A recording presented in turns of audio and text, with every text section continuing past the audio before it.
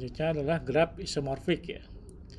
Jadi graf isomorfik ini kita punya dua buah graf, yaitu G1 dan G2, itu dikatakan sebagai isomorfik jika terdapat korespondensi satu-satu antara simpul-simpul keduanya dan antara sisi-sisi keduanya. Sedemikian hingga jika sisi E bersisian dengan simpul U dan V di G1, maka sisi A aksen pun yang berkoresponden dengan G2 juga harus bersisian dengan simpul U aksen dan V aksen di G2 ya. Jadi kita bisa lihat di sini G1 dan G2 itu merupakan suatu graf isomorfik ya.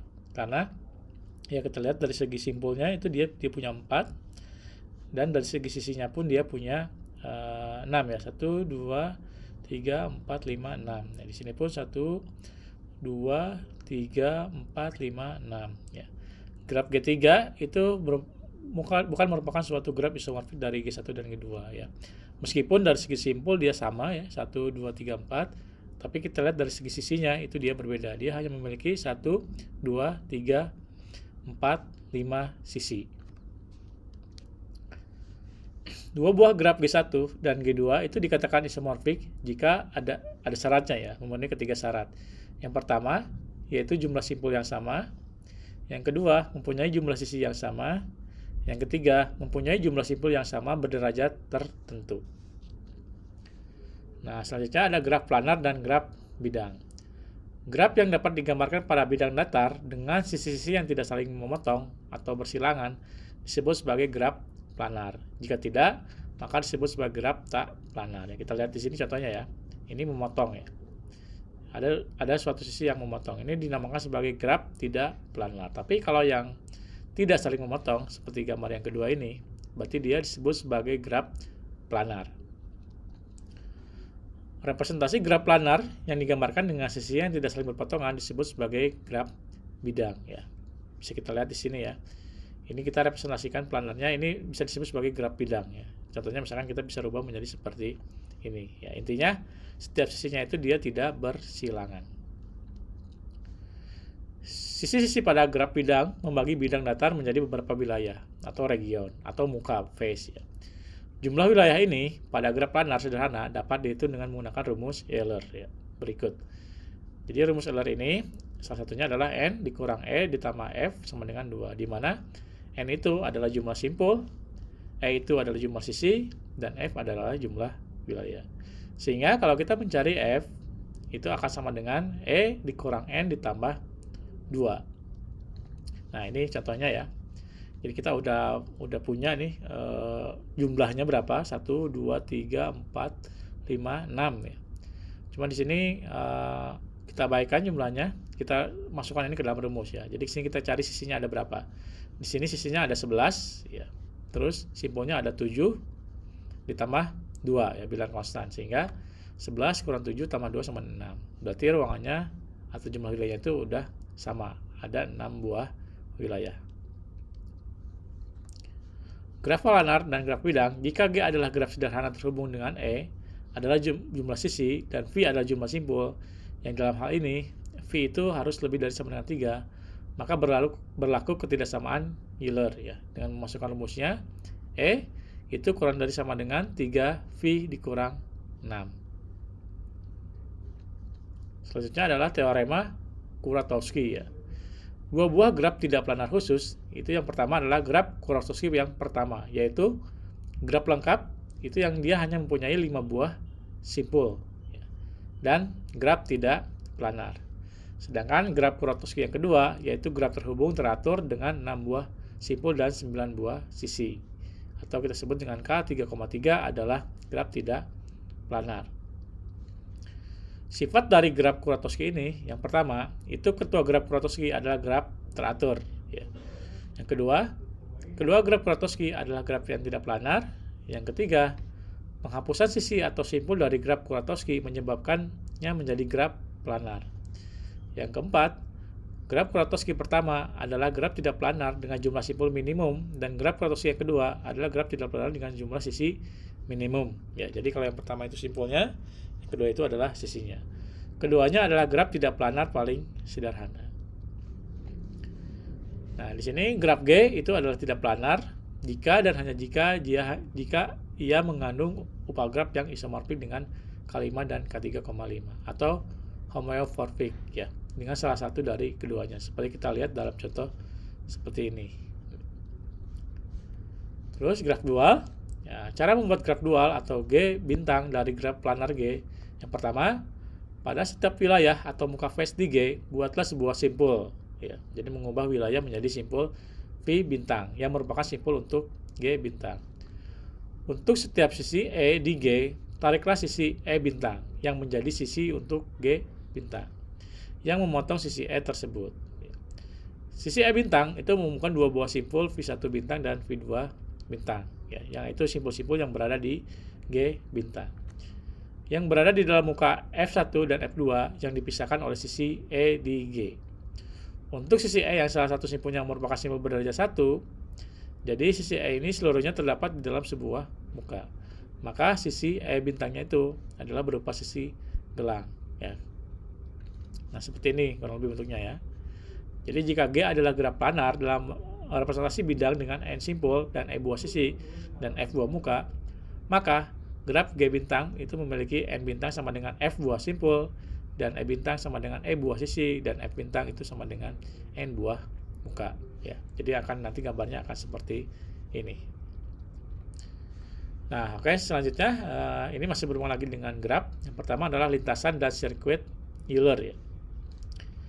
Lintasan Euler ialah lintasan yang melalui masing-masing sisi di dalam graf satu kali ya. Bila lintasan terbentuk kembali ke simpul asal dan membentuk lintasan tertutup, maka lintasan tertutup itu dinamakan sebagai sirkuit Euler. Jadi sirkuit Euler ini adalah suatu sirkuit yang melewati masing-masing sisi tepat satu kali ya. Itu kalau misalkan dia kembali lagi ke simpul asal. Tapi jika tidak kembali ke simpul asal, maka dinamakan sebagai lintasan Euler. Graf terhubung tak berarah G adalah graf Euler atau memiliki sirkuit Euler jika dan hanya jika setiap simpul di dalam graf tersebut itu berderajat genap. Graf terhubung tak berarah G adalah graf semi Euler memiliki lintasan Euler jika dan hanya jika di dalam graf tersebut itu tepat dua simpul berderajat ganjil ya. Jadi di sini dua simpulnya itu berderajat ganjil. Kalau yang tadi itu genap ya. Genap itu untuk sirkuit Euler dan ganjil itu untuk lintasan Euler ya. Graf terhubung berarah G memiliki sirkuit Euler jika dan hanya jika G terhubung dan setiap simpul memiliki derajat masuk dan derajat keluar yang sama.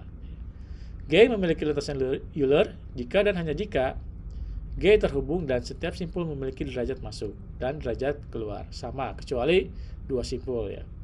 Yang pertama memiliki derajat keluar satu lebih besar derajat masuk dan yang kedua memiliki derajat masuk satu lebih besar dari derajat keluar. Itulah lintasan dan sirkuit Euler ya. Nah, ini adalah salah satu contoh-contohnya ya. Di sini kita lihat A dan B itu adalah graf yang mempunyai lintasan Euler ya, atau graf semi Euler ya. Ini A dan B ya. Jadi ini masing-masingnya itu dia terlewati ya satu kali ya.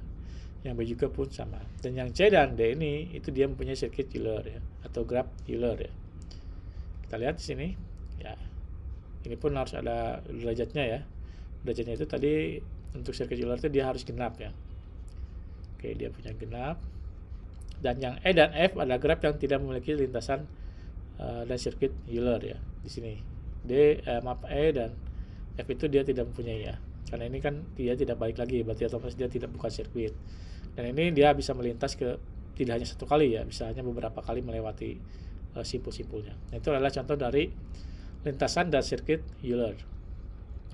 Nah, ini adalah untuk yang graf berarahnya ya. Jadi yang graf berarah yang punya sirkuit Euler itu adalah ini ya, yang A ya. Jadi dari A dia ke G, ke C, ke B, dari B dia langsung ke G lagi, G dia ke E dia ke D dia ke F, dan F dia ke A ya. Jadi dia melewati G-nya dua kali ya.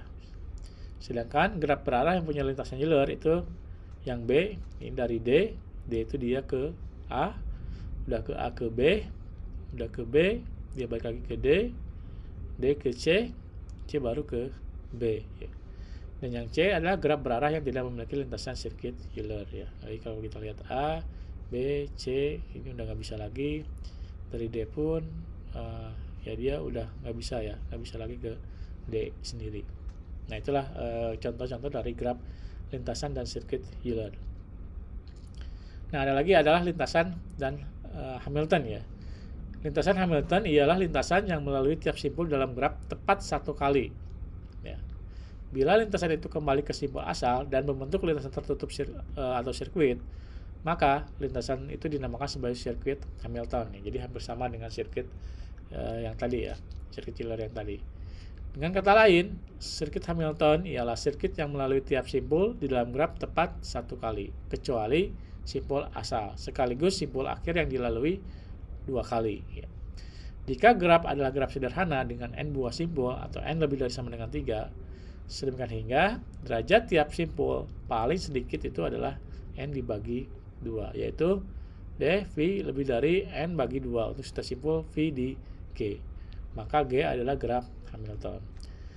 Jika graf G adalah graf sederhana dengan n buah simpul, n lebih dari sama dengan 3, sedemikian hingga derajat dv ditambah du itu lebih dari n. Untuk setiap pasang simpul tidak bertetangga U dan V, maka graf G adalah graf Hamilton. Ya. Setiap graf lengkap itu merupakan suatu graf Hamilton, dan di dalam graf lengkap G dengan n buah simpul, n lebih dari sama dengan 3, terdapat sebanyak n kurang 1 faktorial dibagi 2 buah sirkuit Hamilton. Ya. Di dalam graf lengkap G dengan n buah simpul, n lebih dari sama dengan 3, dan n ganjil, itu terdapat n kurang 1 dibagi 2 buah sirkuit Hamilton yang saling lepas atau tidak ada bersisian. Ya. Jika n genap dan n lebih dari sama dengan 4, maka di dalam G terdapat n kurang 2 dibagi 2 buah sirkuit Hamilton yang saling lepas. Nah ini adalah salah satu contoh graf Hamilton ya. Dan mungkin di sini kita bisa sekaligus juga dengan graf Euler ya untuk yang A yang pertama yang ini. Dan untuk yang B ini merupakan graf Hamilton ya, dan sekaligus merupakan graf semi Euler ya. Nah selanjutnya adalah ada suatu permasalahan ya. Permasalahan itu dinamakan sebagai lintasan terpendek atau shortest path ya. Jadi masalah ini adalah suatu masalah optimasi ya, optimasi di mana kita akan mencari suatu lintasan terpendek. Ya. Itu bisa kita gunakan menggunakan graf.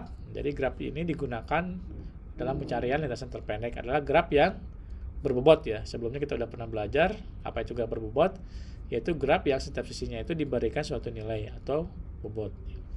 Contoh persoalan lintasan terpendek misalkan seperti ini. Ya, dicari lintasan terpendek antara dua buah simpul tertentu. Yang kedua, lintasan terpendek antara semua pasangan simpul. Yang ketiga, lintasan terpendek dari simpul tertentu ke simpul yang lain. Yang keempat, lintasan terpendek antara dua buah simpul yang melalui beberapa simpul tertentu. Nah, misalkan diberikan graf berbobot G, V, E dan sebuah simpul awal A, maka bisa kita sajikan seperti ini ya. Ini contohnya. Dan ini adalah permasalahan yang tadi ya. Simpul asalnya 1, simpul tujuannya 3, maka lintasan terpendeknya adalah 1,3 ya. Simpul asalnya 1, simpul tujuannya 4, maka 134 dengan jarak seperti ini ya. Berarti lintasan terpendek itu dihitung dari jarak ya. Metodenya nanti bisa beberapa macam ya untuk menemukan suatu lintasan terpendek ini. Nah, selain itu ada juga pewarnaan graf ya. Jadi pewarnaan graf itu adalah pewarnaan simpul adalah memberi warna pada simpul di dalam graf. Ya, sehingga setiap dua buah simpul yang bertetangga mempunyai warna yang berbeda. Ya. Jadi yang ada dua simpul yang bertetangga itu warnanya itu pasti beda ya. Di sini kita punya grafnya, di sini kita punya hasilnya. Ya. Jadi di sini kita lihat hijau, maka tetangganya itu pasti tidak boleh hijau juga. Jadi harus berbeda, merah, biru ataupun hitam. Ya, begitupun yang merah tetangganya itu tidak harus beda sampai semuanya bisa dapat warnanya, maka itu dinamakan sebagai pewarnaan graf atau pewarnaan simpul. Jumlah warna minimum yang dapat digunakan untuk mewarnai simpul disebut sebagai bilangan kromatik graf G atau disimbolkan dengan XG ya. Suatu graf yang mempunyai bilangan kromatis K dinamakan dengan XG sama dengan K ya. Nah di sini kita bisa lihat jika kita mempunyai graf ini ya, jika kita mempunyai graf ini, maka 3 buah warna sudah cukup untuk mewarnai graf ini dengan XG sama dengan 3 ya. Apa aja warnanya? Ada kuning, ada merah, ada biru ya. Kita lihat di sini kuning, tetangganya tidak boleh kuning lagi ya. Merah pun tetangganya tidak boleh merah lagi. Biru tidak boleh biru lagi, kuning di sini tidak boleh kuning lagi, ya. Biru pun sama, ya, tidak boleh tetangganya tidak boleh warnanya sama. Maka dengan graf ini itu bisa dimiliki, ya, bisa dimiliki dengan 3 buah warna. Nah, pewarnaan graf ini ada beberapa macam. Nah, salah satunya adalah algoritma West-Powell, ya. Jadi ini suatu rangkaian algoritma yang digunakan untuk mewarnai graf, ya. Langkah-langkahnya adalah yang pertama, kita urutkan simpul-simpul dari G dalam derajat yang menurun, ya. Urutan seperti ini mungkin tidak unik, ya, karena beberapa simpul mungkin ada derajatnya yang sama, ya. Jadi kita urutkan simpul-simpul dari G. Yang kedua, itu gunakan satu warna untuk mewarnai simpul yang pertama. Itu biasanya yang derajatnya yang tertinggi, ya. Dan simpul lainnya dalam urutan yang berurut yang tidak bertentangan dengan simpul yang pertama, ya. Jadi kita gunakan satu warna, ya, untuk mewarnai simpul pertama dan simpul lain yang berurut yang tidak bertentangan dengan simpul yang pertama tadi. Yang ketiga, itu mulai lagi dengan simpul derajat tertinggi berikutnya di dalam daftar urut yang belum diwarnai, dan ulangi proses pewarnaan simpul dengan menggunakan warna yang kedua, ya. Ulangi penamaan warna-warna sampai semua simpul telah diwarnai. Nah, itulah langkah-langkah yang digunakan oleh algoritma West-Powell, ya. Ya, misalkan seperti ini, ya. Jadi kita urutkan simpul yang pertama, ini derajatnya ada 4. Yang ketiga, derajatnya juga ada 4. 6, derajatnya ada 3. 4, derajatnya ada 3. 2, sama, ya. Derajatnya ada, ada 2, ya. 5 pun ada 2, ya. Setelah derajatnya ada, baru kita warnain. Yang pertama itu warnanya misalkan A, ya. Maka derajat yang kedua tidak boleh A, dan kita lihat pun di sini tetangganya. 1 itu tetangganya ada 2 dan 6. Ya, berarti di sini derajatnya A, ya, aman. Sekarang yang 3. 3 itu tetangganya adalah 2 dan 4. Ya, berarti di sini kita punya B, ya. Kita lihat 6. 6 itu adalah tetangganya adalah 4 dan 1. Ya, berarti di sini kita kasih warna B juga, ya. Karena kenapa B tidak bertetangga, ya? 3 dan 6 kan tidak bertetangga, ya. Kalau 1 dan 3 itu dia bertetangga, jadi dia warnanya harus beda. Tapi kalau 3 dan 6, kita lihat di sini, 3 di sini, 6 di sini, kan dia tidak bertetangga. Berarti nilainya atau warnanya itu akan sama, ya. Kalau yang 4, ini dia bertetangga dengan 6. Oh iya, berarti harus beda warnanya. 4 bertetangga dengan 2. Oh enggak, berarti warnanya hampir sama. 5 bertetangga nggak dengan 2? 5 dengan 2 nggak bertetangga, ya. Berarti ini kita bisa balik lagi ke warna yang pertama, ya. Karena kenapa? Karena 1 dan 5 itu dia juga tidak bertetangga. Ya, jadi di sini simpul 1, 2 dan 3 terhubung satu sama lain sehingga paling sedikit dibutuhkan 3 warna berbeda untuk mewarnai graf G. Jadi dengan XG itu sama dengan 3. Nah, sekian materi untuk graf sudah beres, ya. Berarti nanti kita akan melanjutkan materi ke materi yang selanjutnya. Terima kasih. Assalamualaikum warahmatullahi wabarakatuh.